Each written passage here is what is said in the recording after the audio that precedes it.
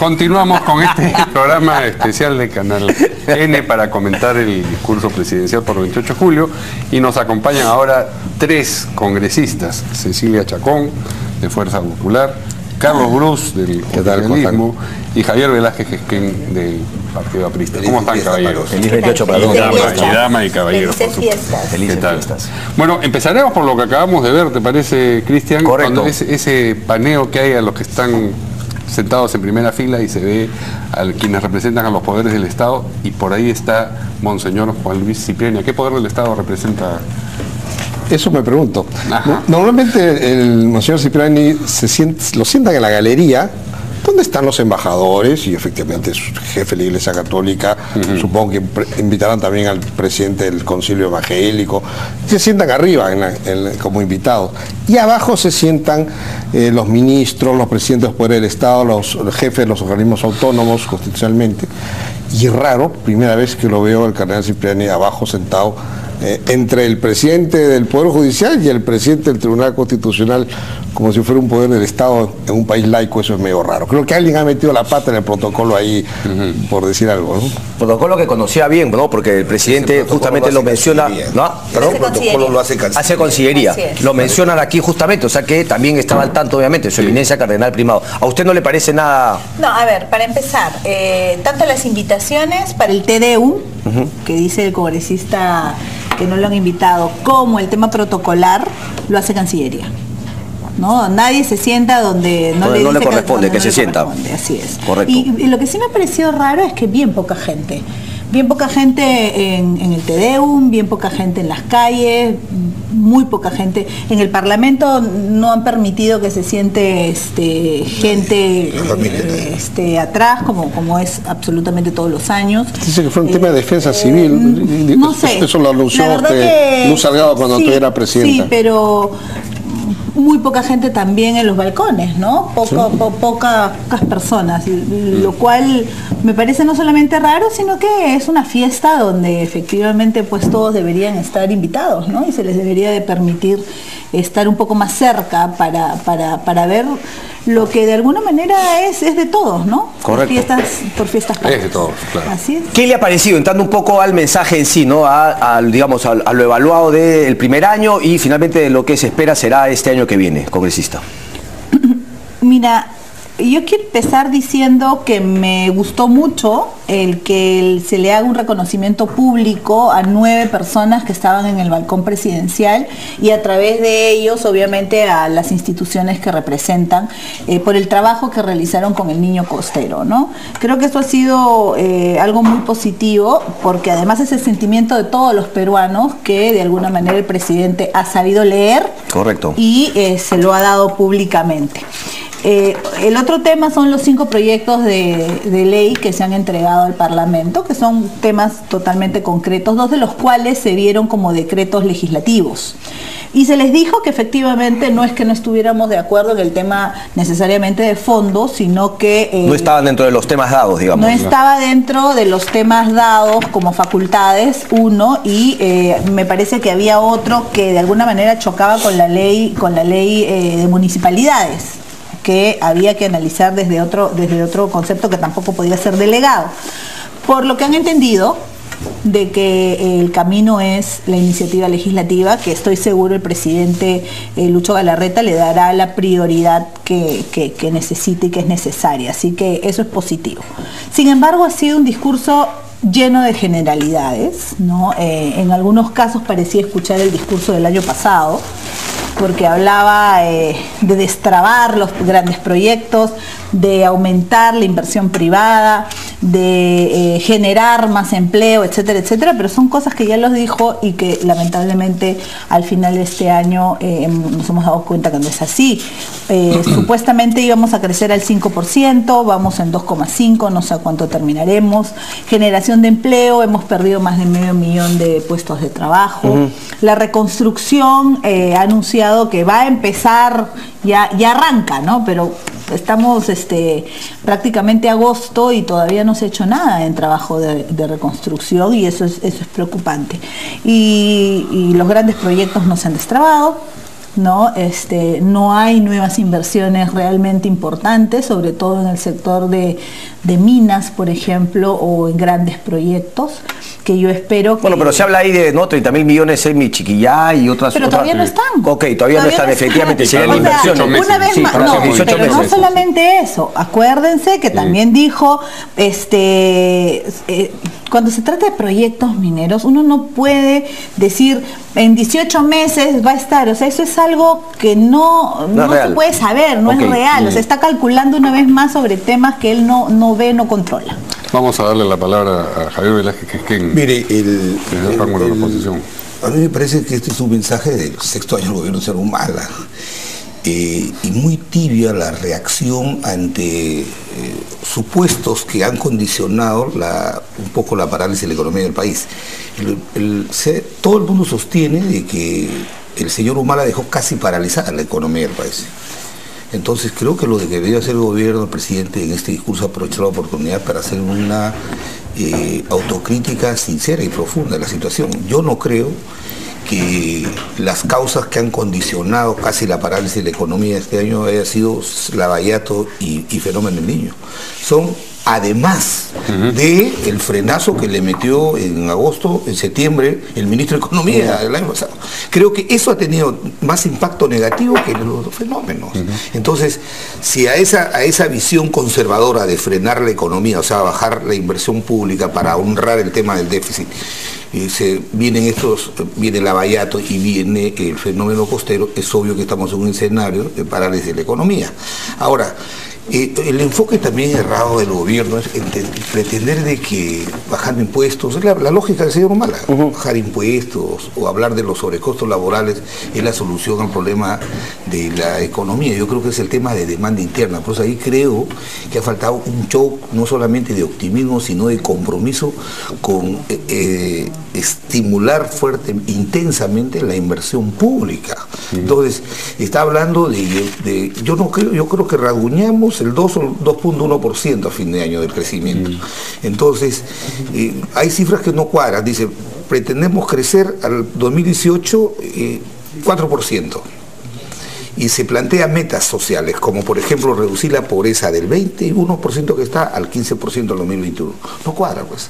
O sea, si tú haces crecer la economía al 4%, o sea, estás recuperando el nivel de crecimiento que tuvimos a mediados del gobierno. Claro, pero falta el 2019 y el 2020. Entonces, yo creo que falta optimismo y hay algo en lo que el gobierno viene fallando. Los objetivos generales del gobierno, estos no están alineados con las políticas sectoriales, ¿ya? O sea, los sectores no alinean, mejor dicho, el trabajo sectorial a los objetivos generales. Por ejemplo, congresista. Por ejemplo, el tratamiento que se le ha dado al tema de Lavallato, de la corrupción, ¿no?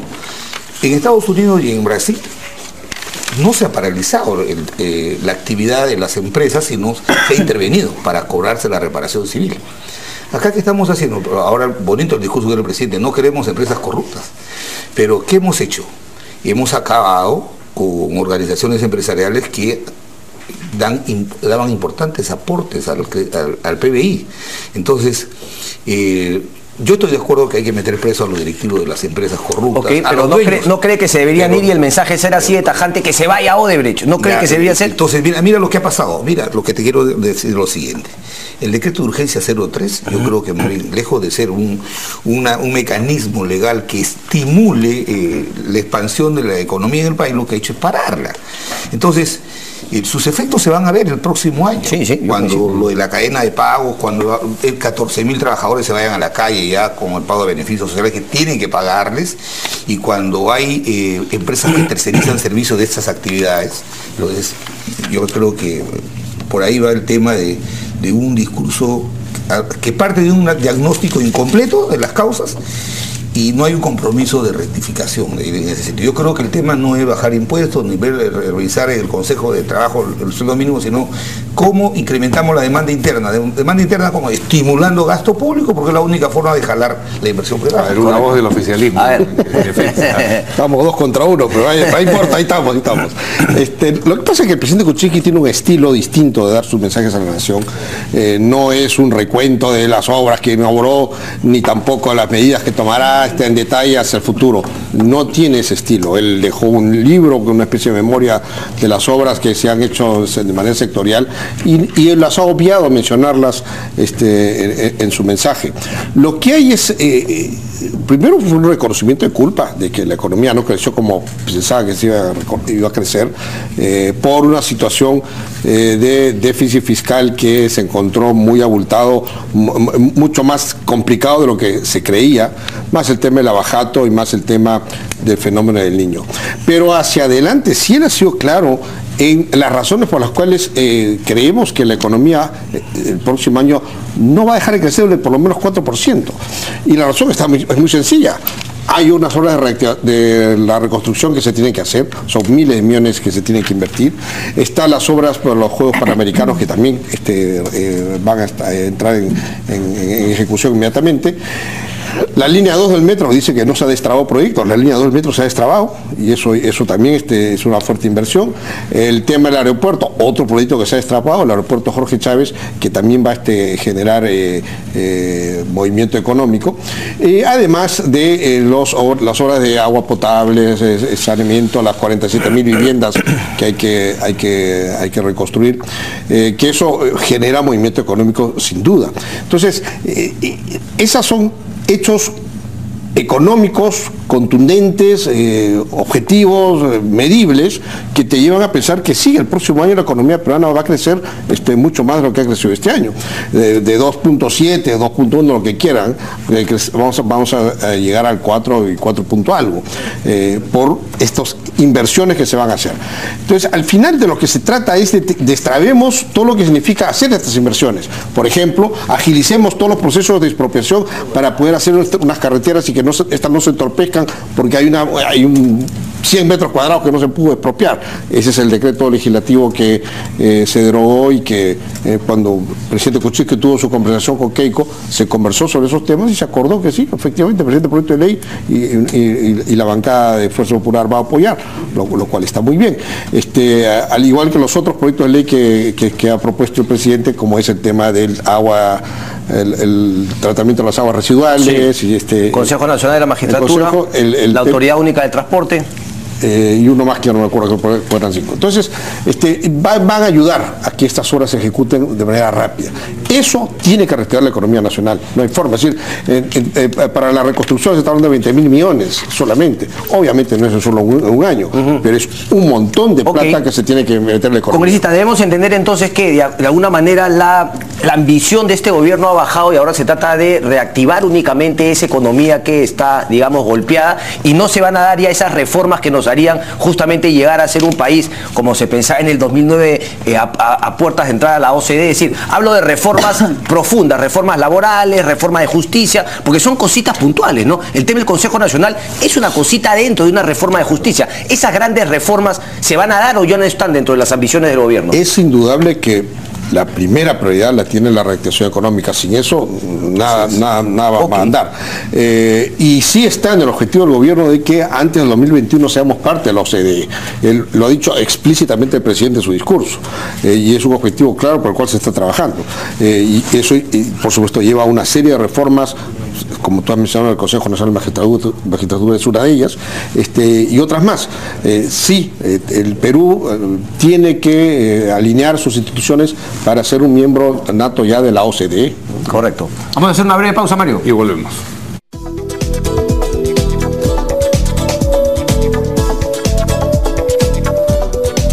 En vez de un crecimiento de más de 4% que se proyectaba para este año, tendremos algo menos de 3%.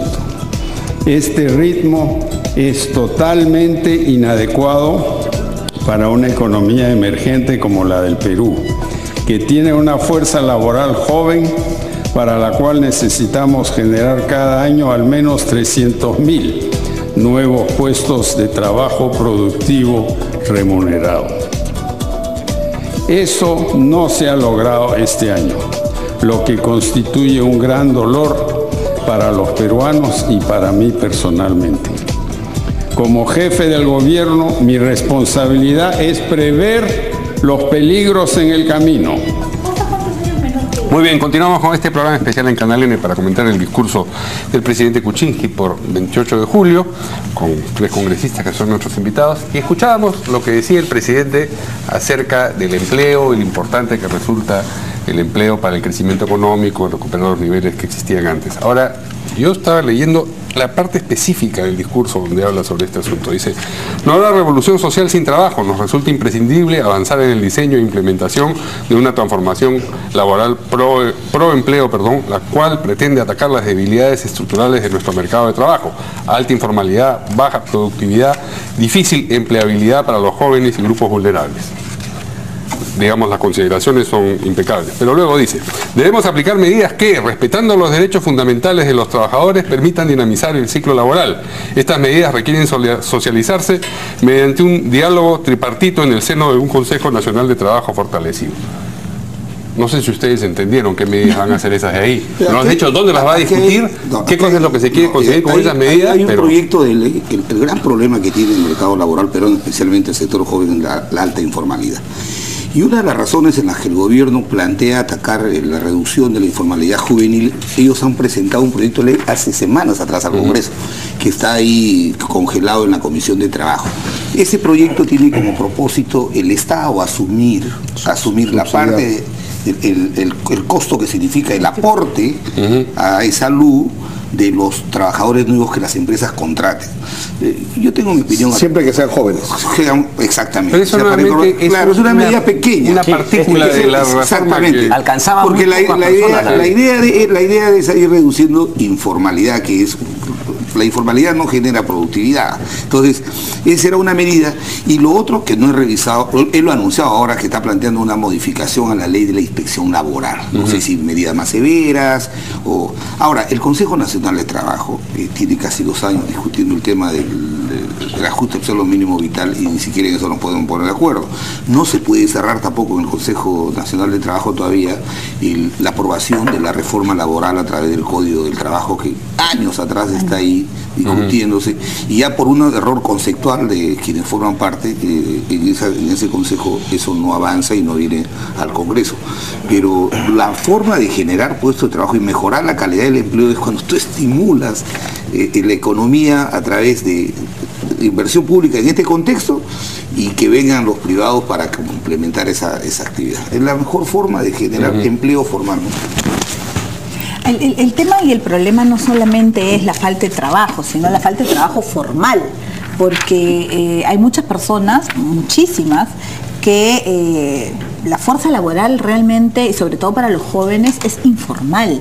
Entonces, claro, durante los últimos años tú has venido dando mucha mayor regulación, muchas mayores normas, muchas multas muchísimo más altas, y lamentablemente lo que ha generado eso es más trabajo informal. Correcto. ¿No es cierto? Entonces, estamos viendo que la solución no solamente tiene que ir por mayor control y fiscalización, que por supuesto tiene que haber, y lo que ha dicho es, ha enviado una iniciativa legislativa para mejorar y fortalecer la inspección del trabajo a través de SUNAFIL. Pero eso es una pequeña parte de lo que es la generación de empleo. La generación de empleo se va a dar única y exclusivamente cuando haya mayor inversión por el tema de la reconstrucción. En el tema de la reconstrucción no nos olvidemos que es trabajo temporal, además, ¿no es cierto? O sea, sí se va a generar trabajo mientras empiecen las obras, lo cual es importante, sí, pero lo que debemos de hacer paralelamente es buscar la forma de que ese trabajo temporal se convierta en permanente, porque ¿qué es lo que vamos a hacer cuando se termine el trabajo de la reconstrucción? Entonces, lo que hay que hacer es mucha mayor inversión. Ha mencionado el hecho de los trámites, que va a reducir la tramitología. Sin embargo, cuando tuvo los decretos legislativos, no se hizo mucho, y pudo hacerse mucho en cuanto a reducir los trámites en el sector, en los diferentes sectores en realidad. Por lo tanto, ahí hay que tener un trabajo realmente de mucho complicado, realmente es muy complicado porque son varios factores los que pueden aumentar el trabajo, pero empezando con el mejoramiento de la economía y de los proyectos de largo plazo. Solamente respecto a estos 5 proyectos de ley, ¿no? Que más o menos son, digamos, se le preguntó al presidente tras su salida del Congreso cuál era el mensaje y él mencionó justamente estas 5 cosas.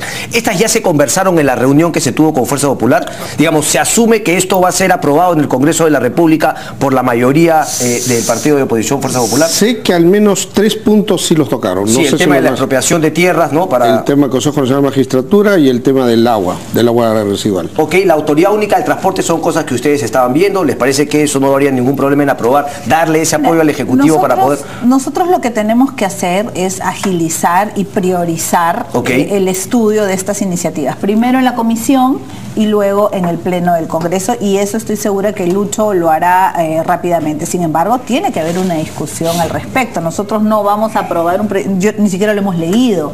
Nos parecen buenas ideas, pero hay que ver exactamente qué puntos se van a cambiar, qué es lo que ellos están proponiendo, y normalmente muchas veces de la discusión que se da en el Parlamento se pueden mejorar todavía mucho se han entregado efectivamente, se han llevado proyectos de ley efectivamente. No es que van a ser a futuro, sino hoy día. No se ha presentado. Sobre la reforma laboral, el Ejecutivo ha conversado con la bancada oficialista, les ha dicho qué más, aparte de la inspección y este asunto. No, porque nuevamente son temas puntuales de lo que debería ser una reforma integral. Sí se ha conversado. Ahora, ustedes entenderán que es un tema que requiere mucho consenso político, porque es un tema que puede, mal manejado, es explosivo. Si es que eso no se maneja bien. Tú sabes que el mercado laboral peruano tiene una minoría de trabajadores que tienen una cantidad de derechos que no tienen el resto. Y eso hace que muchas personas, en vez de entrar a este esquema, prefieren la informalidad. No prefieren, sino que no les queda remedio, sino que enrolarse en informalidad. Entonces tenemos el 70% de la masa laboral está informal.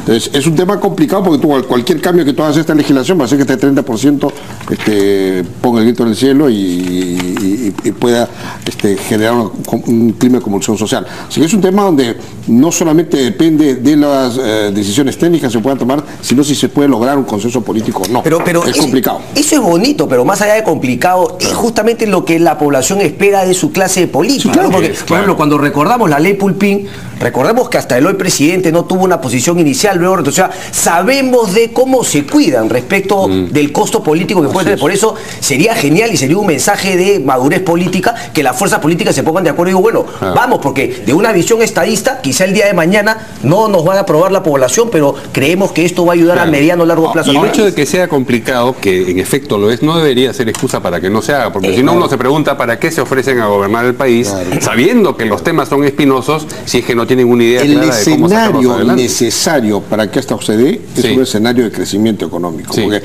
un escenario de estancamiento ahí es peor. Es más complicado. Pero el crecimiento economómico también depende del empleo. Pero si es que estamos en un escenario donde va a haber crecimiento, digamos, aceptemos, por razones coyunturales, pero va a haber crecimiento al fin y al cabo. El escenario se vuelve el escenario más indicado porque estás generando trabajo. Entonces, en esa generación de trabajo tú puedes, de alguna manera, complacer a más personas que antes estaban desempleadas y que ahora van a ingresar a la masa laboral. Entonces, es un escenario necesario el que haya crecimiento económico para poder de meterle diente a este tipo de reformas. ¿No? Sí, yo quiero decir que crecimiento, o sea, a ver, el problema, no problema, sino que la realidad es la siguiente. Nosotros hemos venido creciendo a 7%. ¿no? Y eso ha hecho que podamos reducir la pobreza en los últimos 20 años, la pobreza y la pobreza extrema. Sin embargo, luego empezamos a crecer 5. O sea, seguimos creciendo 5, pero 2 menos, ¿no? Entonces la población lo siente. Y ahora no es que no estemos creciendo, el crecimiento es de 2,5, pero era 5. Entonces, la población siente efectivamente que hay una desaceleración económica que genera despido, porque mientras menos crecimiento económico hay, ¿qué haces con esa gente? Como has venido creciendo, la tenías empleada. Entonces ahora la tienes que despedir porque hay menos inversión. Entonces la rueda va girando y efectivamente en el tema laboral, si bien es cierto, tiene que haber un consenso político, es responsabilidad del gobierno, del que está ejerciendo el poder ejecutivo, de dar las normas. Ellos son los que nos tienen que decir a nosotros, Congreso, señores, esta es mi política de Estado en cuanto al trabajo, en los temas generales, en los grandes cambios. ¿Quién lo tiene que hacer? Lo tiene que hacer efectivamente. ¿No está sucediendo eso, usted siente? No está haciendo, porque vemos que efectivamente han dado una iniciativa legislativa que ustedes mismos han visto, es una parte muy pequeñita y que no necesariamente va a mejorar el número de empleos o va a hacer crecer el trabajo. Puede hacer más bien que esto lo reduzca. ¿Por qué? Porque lamentablemente, si no hay crecimiento y se le exige más formalidad y se les pone más multas, yo no estoy diciendo que esté bien, pero lo que hemos visto en los últimos años es que esto normalmente más bien genera mayores despidos, o que la gente que está formal en una empresa, como empiezan a subirle la carga, los pasa a informal. Entonces eso hay que cuidar mucho, porque a veces el remedio es peor que la enfermedad, y si no hay un crecimiento económico y no vemos que hay mayor inversión, lamentablemente las empresas van a empezar a poner a su personal como informal o a cerrar muchas empresas. Me quedó la duda. Sí, congresista, perdón. No, yo quería volver al tema integral del discurso, muy tibio, muy pálido en plantearle reformas en esta circunstancia al país. Y no es tanto el cambio de estilo del discurso, la Constitución es muy clara. O sea, esta exposición detallada del Estado de la República es una obligación constitucional, y que justamente la Constitución dispone que el presidente haga una exposición detallada del Estado de la República y plantee las modificaciones y reformas que la República necesita para mejorar, para generar bienestar. Y en ese sentido, por ejemplo, de los 5 proyectos de ley, uno está referido a crear la autoridad de transporte de Lima y Callao para resolver el tema del transporte. Como bien lo han dicho los panelistas anteriores, yo creo que ese es un tema que está sobrediagnosticado y que no es novedad plantear este tipo de autoridad. La gran discusión que ha habido siempre es si es una autoridad para Lima Metropolitana o es independientemente otra para el Callao o una como ahora se ha planteado para Lima y Callao. Lo otro es el tiempo perdido. Este proyecto de ley para agilizar las expropiaciones de terrenos o inmuebles en áreas donde se va a desarrollar infraestructura es una de las facultades que nosotros le entregamos al Poder Ejecutivo y que al no saberlo desarrollar se devolvió. Creo que eso es lo que ha conversado con la señora. No, se drogó. Exactamente. El Ejecutivo presentó el país, se drogó. Por supuesto, pero mire el tiempo perdido cuando debió plantear simultáneamente una iniciativa, porque lo que nosotros observamos fue el tema formal. O sea, esta materia no te la hemos delegado y por ende tú no puedes hacer eso, ¿cierto? Eso hubiera sucedido. El tema de la inspección laboral, el tema del tratamiento de las aguas servidas a través de una ley, obviamente son medidas para mejorar los procesos, pero acá lo que se necesitaba puntualmente es, hoy, aparte de los 20.000 millones que hay para la reconstrucción que se van a ejecutar en 3 años, ya se están comenzando a gastar dinero para los panamericanos, los 1.200 millones, claro, eso va a estimular la economía, pero eso no supone que nosotros tengamos que parar las reformas importantes. Yo no creo, permíteme terminar, he visto por ejemplo un proyecto de ley para reformar el Consejo Nacional de la Magistratura, o sea, bajar de 7 miembros a 5, solamente sacar a los colegios profesionales y a los representantes de las universidades. ¿Eso es un cambio sustancial en la reforma en la administración de justicia? No. Por supuesto que no. Entonces, creo que el gobierno, lo que vuelvo al inicio, sí, la famosa revolución social que el presidente le ha escoltado en educación, en salud, en saneamiento, ha hablado también de la agricultura y ha incluido en otra reforma en el medio ambiente. Tú ves esos objetivos que son supuestamente los generales del gobierno, los sectores no están alineados en desarrollar esa política. Ok, ¿y por qué el Congreso no le da una mano con esas grandes reformas de fondo? Por ejemplo, es que son propuestas del Poder Ejecutivo. No tenemos iniciativa de gasto nosotros. No hablo de gasto, ¿acaso para el tema del Consejo Nacional de la Magistratura va a generar un cierto gasto? Te lo pongo en sencillo, el tema de los maestros del Cusco que están en paro. Sí, eso es plata, pero yo hablo del sistema de justicia. Es plata. Mira, por ejemplo, en ese tema, se ha dado un incremento de 16% este año y el presidente ha anunciado que para el próximo año a los maestros se le va a incrementar 16% más. Los del Cusco, el paro, están pidiendo pasar de ganar 2.000 a 4.000 soles. Y el tema de salud, el presidente ha dicho, estamos estudiando la posibilidad el próximo año de hacer un incremento en los trabajadores de salud y luego la huelga médica. ¿Qué pasa ahí? Por ejemplo, una sugerencia que leímos nosotros en la reunión que tuvimos en Palacio de Gobierno, gobierno era que el gran error que se ha cometido, hay que revisar el tema de la rectoría de la salud y de la educación en el país, porque la rectoría, ¿qué supone? Supone entregarle, si tú le has entregado una competencia tan delicada como la educación a las regiones, eso tiene que estar acompañada de los apoyo, recursos, claro, para que puedan tener este manejo de, por ejemplo, de regular remuneraciones. Ahora, yo sí creo que todavía es muy prematuro, por ejemplo, no le podemos dar a la policía ni el ejército el manejo a las regiones, ¿cierto? Entonces, discutamos la rectoría de salud y educación, porque lo que estamos viendo es que en las regiones, lo único que se han generado son burocracias en torno a eso, y vemos, por ejemplo, estas distorsiones que hay como la del Cusco, ¿no? Entonces, nosotros le hemos planteado esa preocupación. Hagamos una discusión, pero para eso se necesita, y lo más importante y sustantivo del discurso ha sido que el presidente tiene una vocación de diálogo, entiende que la concertación es fundamental en este momento, y ahí, en esa mesa de concertación y diálogo, se puede poner y se puede discutir el tema de la rectoría de salud y educación. Efectivamente, el presidente al terminar el discurso mencionó el reinicio del diálogo, contacto con las fuerzas políticas presentes en el Congreso y otras. ¿Ese paradigma sienten ustedes que ha cambiado efectivamente, que hemos entrado en un nuevo ciclo a partir del nuevo diálogo? Por lo menos la sesión de hoy día del Congreso fue una sesión mucho menos tensa que la que fue el año pasado, donde hubo toda una bancada que ni siquiera se paró cuando entró el presidente de la República al hemiciclo, ¿no? Pues, que es el presidente de todos los peruanos y encarna a la nación. Entonces la bancada mayoritaria ni se paró ni aplaudió, era una situación media tensa. Hoy fue una situación más normal. No digo que aplaudieron entusiastamente, pero aplaudieron con respeto y se pararon. Que seamos como Guido Lombardi. ¿Qué es lo que corresponde cuando entra el presidente de la República al hemiciclo? Y eso está bien. Y creo que me parece que eso es correcto. Al final, todos nos hemos aprendido un poco en este primer año, y subrayo la palabra todos. Ahora, tiene que ocurrir en este segundo año un mayor nivel de consenso y comunicación y conversación entre las bancadas, efectivamente. Nosotros somos absoluta minoría en el Congreso, 17 congresistas, no hay forma en que sin conversar, sin utilizar la razón como herramienta y el convencimiento podamos avanzar. Y el presidente ha tomado esa iniciativa y esperamos que esos diálogos continúen, porque es lo que se requiere. Yo insisto que todo puede llevarse adelante, todo se puede plantear, pero un escenario donde una economía no crezca, eso es muy complicado. Así que la prioridad, que es que haya el crecimiento económico, es algo que hay que poner como primer punto de la agenda.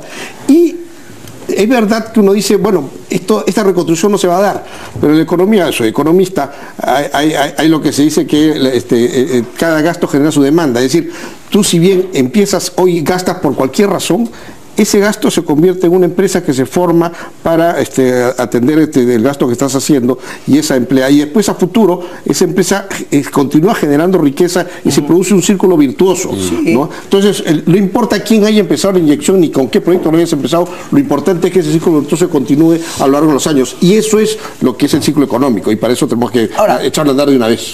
Podría preocupar, pienso, ¿no? Que claro, decir, bueno, si la prioridad es el crecimiento económico, ¿a costa de qué? Y me da la impresión que eso lo tiene muy presente el gabinete, sobre todo el presidente, pues a costa por ahí de no ser frontal en la lucha contra la corrupción. Brasil ha pasado por un tema similar, tiene a varias empresas finalmente, ¿no?, detenidas, no se han paralizado esas empresas, pero están los funcionarios presos. Michel Temer y la economía está bajísima, están en problemas políticos, Temer pende de un hilo, pero sin embargo se ha mandado con una reforma laboral de fondo que ya quisiéramos haber planteado acá de manera mínima. Entonces, yo no sé si es que es cierto o no esa dicotomía entre crecimiento económico y lucha contra la corrupción. Yo aquí tengo una posición clara. Antes yo era enemigo de esto de la responsabilidad penal de las empresas, pero he cambiado de posición a raíz de todo lo que ha ocurrido. No puedes, mira, si no hay corruptores, no hay corruptos. O sea, ¿de dónde nace la corrupción?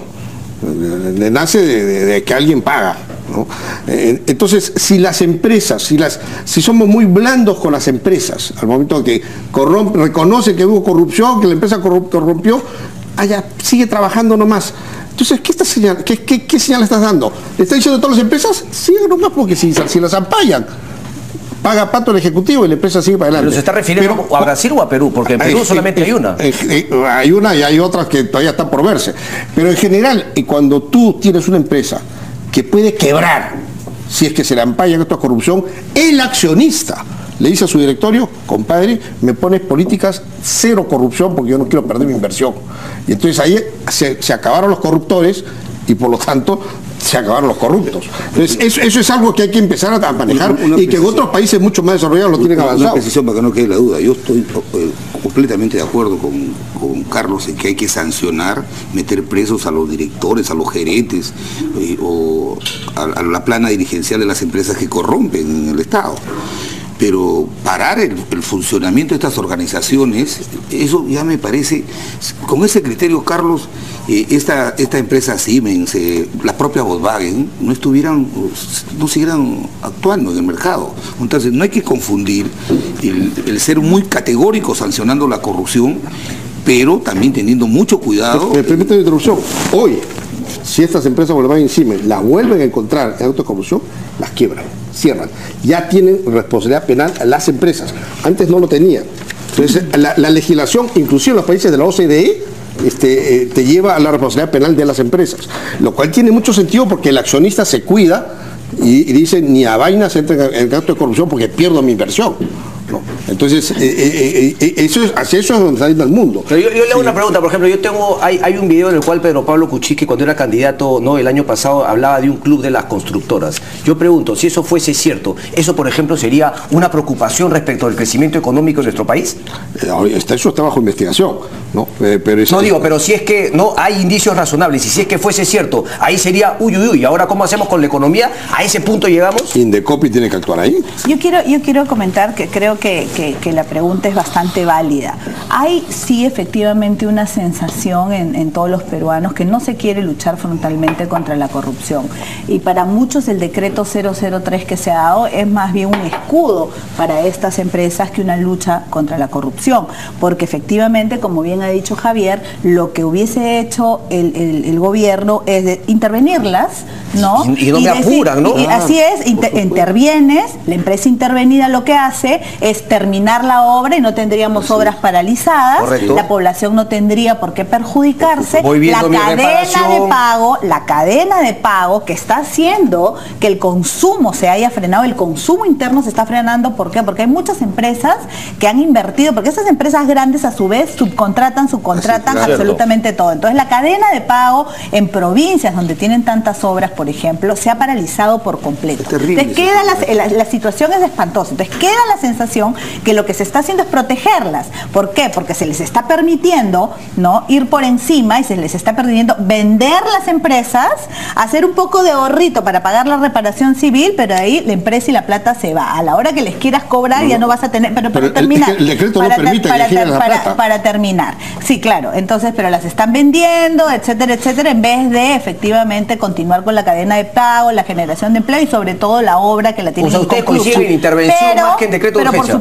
Por supuesto que sí. Entonces para terminar, entonces queda esa sensación, ¿no?, de la población en general que se está anteponiendo la economía sobre los temas de corrupción, porque con el pretexto de hacer crecer la economía, generar empleo, crecimiento económico, correcto, entonces no ataquemos a las empresas porque nos va a ir peor en el plano económico. Entonces, esa es la sensación que existe. Entonces, y en ciertos momentos yo también creo que se está priorizando esos temas. Por ejemplo, yo no sé si en la licitación de Panamericanos van a haber 5 o 6 empresas nuevas. En el tema del diálogo, es más, yo como presidente de la Comisión de Presupuesto le pregunté directamente al Premier y a los ministros correspondientes si es que podían contratar, por ejemplo, con Graña, ¿no?, que está cuestionada, etcétera, etcétera, o con cualquier empresa que se sabe pues que ha estado coludida con esta empresa o por lo menos está en una serie de cuestionamiento e investigación. Sí. Todas las empresas consorciadas me dijo que no tenían ningún problema porque judicialmente no estaban impedidas y realmente esas son las empresas que van a hacer la reconstrucción. Sí. Pero ahorita termino con la idea. Entonces, aquí, y otro de los temas que se tocaba es creo que es un fundamento básico, para redistribuir riqueza la tienes que generar.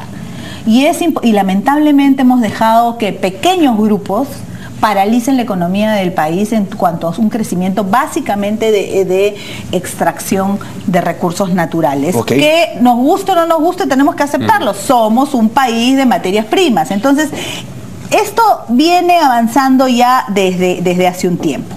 El diálogo es bueno. El diálogo es muy bueno, Pero ¿de qué sirve el diálogo si es que al poco tiempo no te van a hacer caso? La conversación entre la lideresa de Fuerza Popular y a pedido de Keiko con el presidente Pedro Pablo Kuczynski fue muy bueno, ¿no?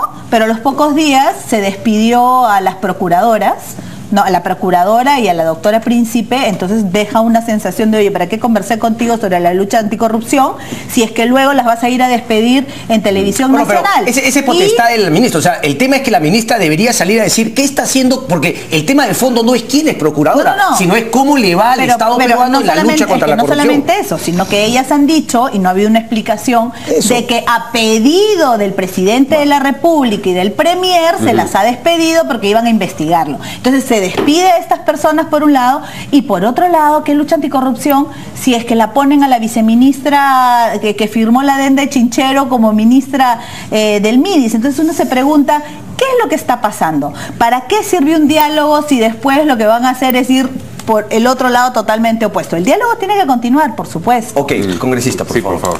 Lo que el decreto de urgencia que dio el Ejecutivo promueve es que estos grupos empresariales se deshagan de sus unidades de negocio, las vendan, efectivamente, para que esta empresa que está comprometida con la corrupción no deje sin empleo a esta unidad de negocios, la venda a terceros y producto de esa plata no se vaya del país, sino que vaya a un fideicomiso.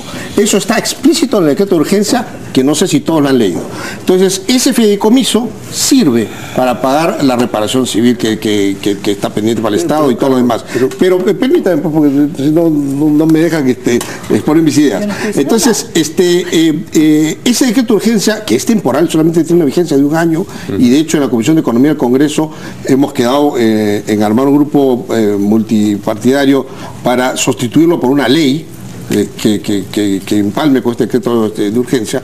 Está hecho para preservar la cadena de pago justamente y para preservar la reparación civil y desarmar estos grupos empresariales de manera ordenada y que no se genere empleo. Así que ahí me parece que es el camino que hay que seguir. Ahora, por otro lado, la lucha contra la corrupción es un tema integral, ¿no? Obviamente el decreto de urgencia no soluciona todos los problemas del país, es parte, es una herramienta.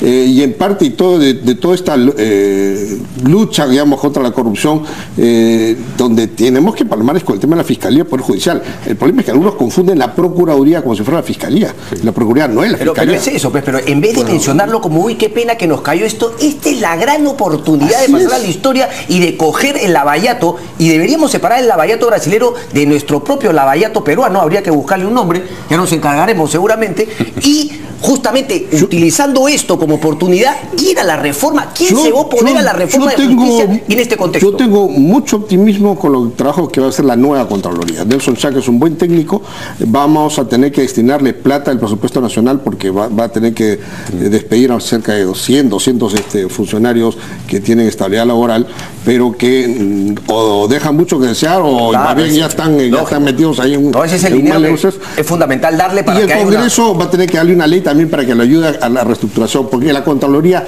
tiene que ser la primera trinchera lucha contra la corrupción. Reparo que el Ministerio de Justicia ahora tenga la especialidad de establecer cómo hacer la cadena de pagos, cómo pagar salarios. La verdad que lo que hemos hecho es burocratizar una decisión cuando ha podido limpiamente hacer una intervención. Disculpen ustedes, a una pausa y vamos a regresar para volver sobre este tema. Nos mandan un par de cafecitos calientes para la congresista Chacón. Me parece que los cafés calientes se han ido a América Televisión. Ya venimos, a ver si nos mandan algo.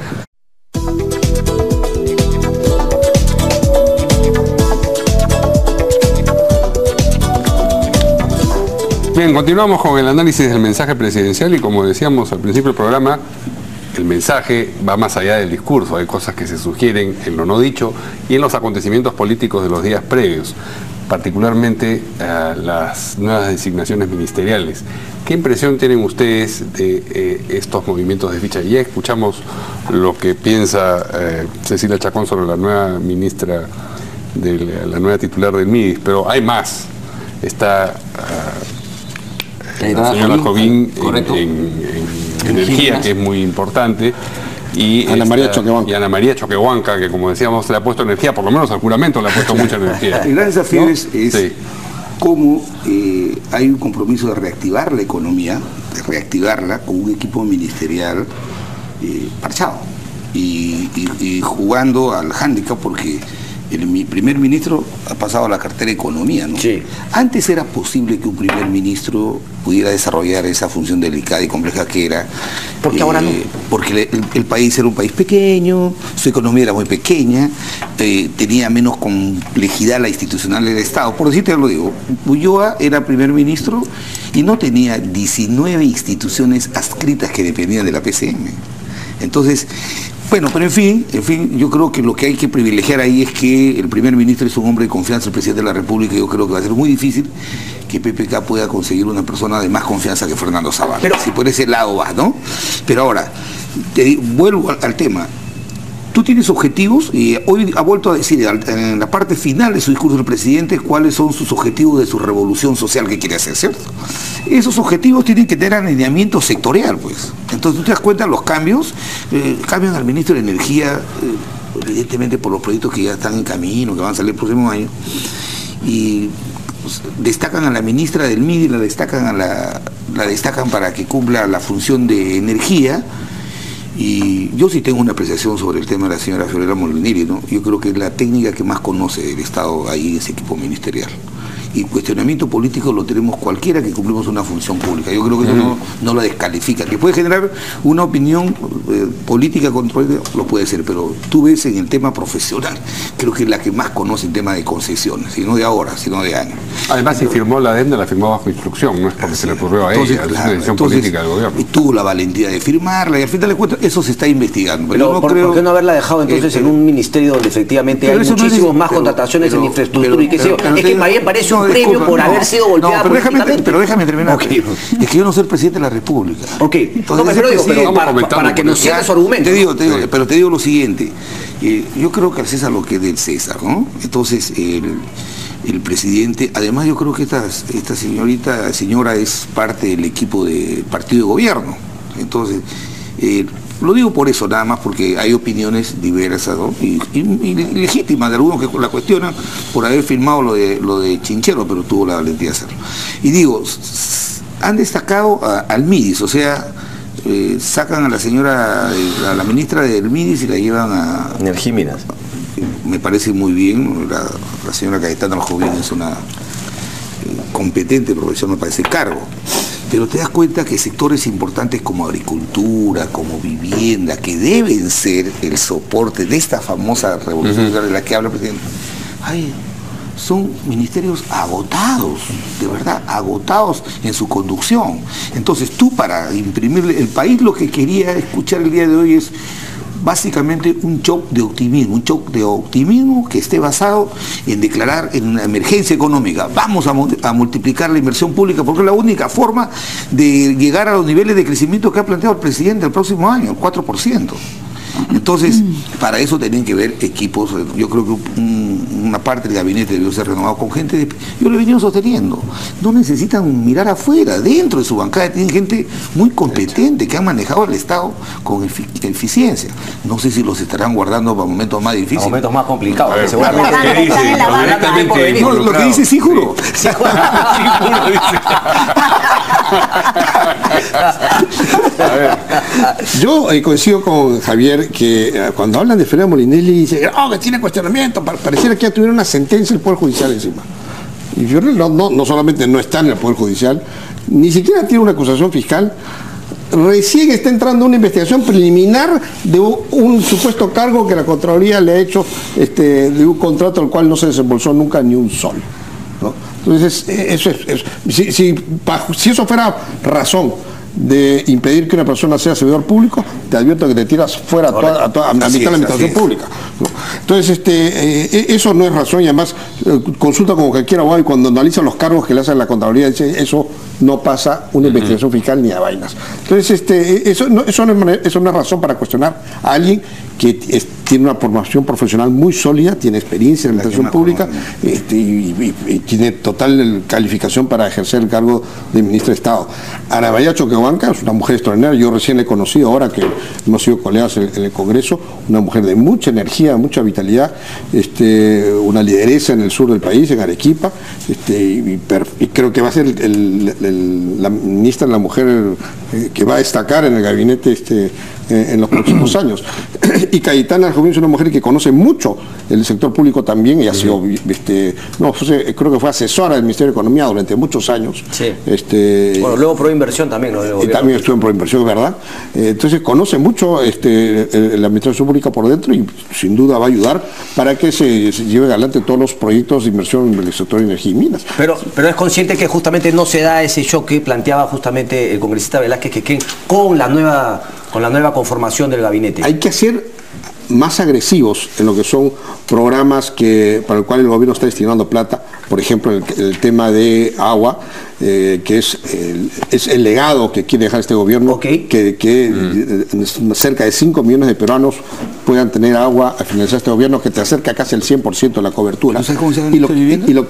¿Sabes cómo se llama el ministro de Vivienda? Sí, claro. ¿Cómo se llama? Edme Trujillo. Por supuesto, es novedad. Lo digo con mucho cariño, también el tema de vivienda, que es importantísimo para Correcto. Pero, congresista, ¿no hay una contradicción cuando usted dice, bueno, no vamos a poder hacer mucho o casi nada si es que no retomamos el crecimiento económico? Y finalmente, si es tan importante, ¿por qué no destinar al señor Zavala únicamente al Ministerio de Economía y no cargarle finalmente dos papas calientes, que es la PCM, con las 18 organismos que tiene adscritos, y el tema de economía, que como usted dice, este gobierno hace que sea su tema fundamental? Voy a dar solamente una razón. El sistema de toma de decisiones va a ser mucho más rápido. Eso es lo que va a ocurrir. La toma de decisiones del ámbito político al Ministerio de Economía es mucho más rápido. No te olvides que el presidente de la República no puede tomar ni una sola decisión si el ministro no firma la resolución. Entonces, si el ministro no quiere firmar, solo te queda votarlo. Eso es lo que me preocupa, que justamente todas las decisiones, las grandes decisiones, quedan en dos personas, el presidente y el señor Zavala. Y me parece que el señor Zavala tampoco aporta, porque yo la verdad no sé si es que el señor delega solamente tareas o también delega decisiones. Y parece que a PPK le gusta controlar todo. Y el señor Zavala es ideal para que sea controlado. Fernando Zavala es una persona muy organizada al momento de trabajar y además conoce el Ministerio de Economía y por lo tanto la toma de decisiones va a ser mucho más ágil. Bien, finalmente, si lo que se necesitan son ministros más agresivos, de repente no debería ser de la bancada oficialista, sino ministros de la bancada. Mejores propuestas me han hecho. No, yo lo que quiero decir es, Cayetana Aljovín es una mujer, sí, efectivamente, de mucha trayectoria, que conoce el sector además de energía, ¿no? Y estoy segura, Proinversión, ha estado en Proinversión, y estoy segura que y además en varios gobiernos, y estoy segura de que va a saber llevar este ministerio de una manera positiva. Sobre todo va a tratar efectivamente de acelerar tanto proyecto que es tan importante, ¿no? En el caso de Ana María Choquehuanca, congresista, que efectivamente, si bien es cierto, la conocemos recién desde este año, es una mujer que ha demostrado cualidades bastante positivas como parlamentaria, ¿no? Y espero pues que también pueda llevar las riendas del Ministerio de la Mujer. En el caso de la señora Molinelli, efectivamente, si es tan buena dando concesiones, ¿qué va a hacer en el MIDIS, en el Ministerio de la Mujer? ¿Qué va a concesionar? ¿No? Entonces, ¿por qué no la dejaron donde estaba, que es en vivienda, como viceministra, para poder hacer, si es un tema de capacidad? Realmente ella nunca ha estado en temas de mujer, en temas sociales, sino más bien en temas básicamente de concesiones, de proyectos, etcétera, etcétera, que tampoco ha sido bueno porque Chinchero no lo hizo, siendo ella viceministra.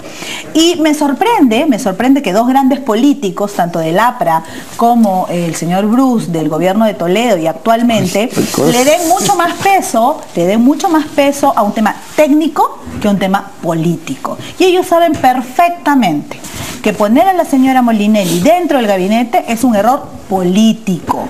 Ella podrá saber decir misa, pero políticamente es un error. Y estamos en un gobierno que justamente lo que se le reclama es tener más políticos que técnicos, que tiene un gabinete totalmente técnico. En el caso de la señora Aljovín, además de técnica, ha demostrado que es política, ya en diferentes ocasiones y en diferentes gobiernos, al igual que la congresista Choquehuanca, que ya tiene un año en el Parlamento. Sin embargo, la señora Molinelli puede ser del plan de gobierno, puede ser una estupenda técnica, entonces que asesore a los demás ministros, pero al ponerla como ministra, no solamente es un error político hacia el Parlamento de la República, que la ha cuestionado, el vicepresidente ha renunciado por ese contrato, El Contralor ha caído por ese contrato. El ministro de Economía ha caído por ese contrato. Y ahora la señora Molinelli, quien es la firmante de ese contrato, es ministra. ¿Cuál es el mensaje político? ¿Cuál es, congresista? Que es una persona que no tiene ninguna razón por la cual no estoy contribuyendo al gobierno. El mensaje político es hago lo que quiero y Chinchero está por encima de todo y la señora la defiende por encima de todo. ¿Acaso tiene una acusación fiscal? ¿Acaso se le ha aprobado un delito? Político, pero estoy preguntando por el mensaje, o sea, una vez más... Es que nosotros lo que decimos es que no hubo nada irregular en esa firma de la adenda. Puede haber habido una estrategia mal diseñada, quizás, pero no hay nada irregular. Entonces, si que la descalifique a ella para seguir. Si ella ha hecho una estrategia equivocada, pregunta, si ella ha hecho una estrategia equivocada, porque ella era la viceministra, ¿no es cierto? La estrategia no la diseña ella. Pero, a ver, entonces si hay una estrategia... Hay un ministro que diseña la estrategia. Bueno, entonces ella firma estrategias equivocadas, porque un funcionario público tiene todo el derecho de decir no firmo porque esta es una estrategia equivocada y me voy, que fue, si es tan buena y tan técnica, se debió de dar cuenta, y si no, avaló un mal contrato que ella firmó. Bueno, pero déjala que empiece a trabajar como ministra de Social y ahí la evaluará. Ya la evaluación fue suficiente como viceministra de Transporte. Una vez más, ¿para qué generar ese probable problema que pueda... Así es, cuando Chinchero se ha convertido hasta este momento en la piedra en el zapato más grande, y han puesto a la señora que puso esa piedra y que la firmó como ministra. Muy mal mensaje. Habíamos empezado muy mal mensaje político. En vez de café, agüita de azar. Es que no ganó el café. Muy bien. El problema es que no el café. Felices fiestas patrias. Felices fiestas patrias para todos. Se queda con Sebastián Salazar, ojo, que está con el ministro de Vivienda. ¿De nombre? Trujillo. Correcto. Acaba de aprenderlo, sí. Nos vemos después en Qué Importa.